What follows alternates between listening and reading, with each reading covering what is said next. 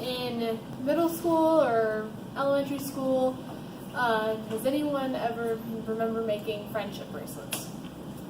Well, that's what I'm going to be making today. I'm going to be making the chevron style though. Here is a larger example. For the purpose of the speech, ignore the black border, but for personal reasons, admire it because this is new to me and I'm super proud of it.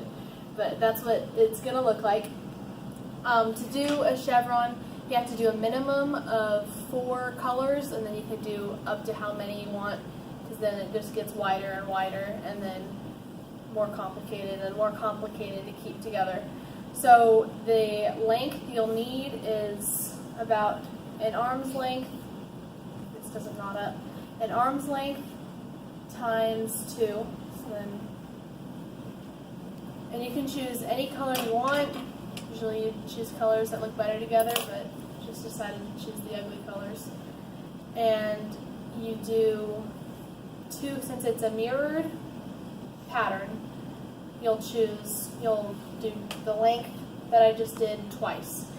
And this is pretty long, but you want to make sure that you have enough so you don't reach the end of the bracelet and start running out of string to be able to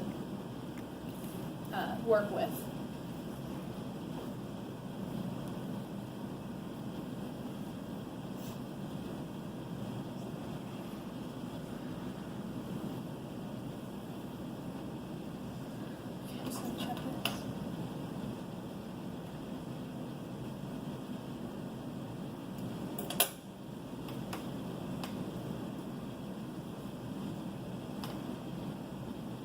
Since this is taking a long time to do all, well actually no, I didn't do all.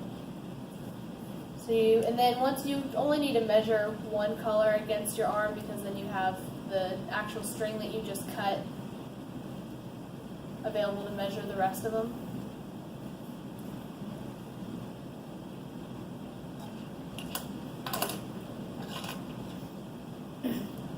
And so once I'm not going to cut all of them since I have an example right here. You cut all of your colors that you're going to use, and then you tie, I don't know what kind of knot it is, but just tie a knot on it, and then you can start your bracelet.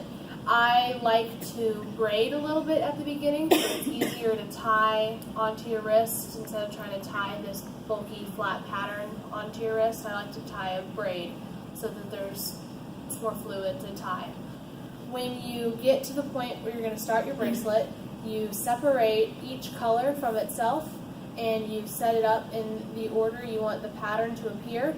And so for this bracelet I did a rainbow pattern, so I did Roy G. Biv across, and then on this side, and then on the other side you'll do the same but mirrored.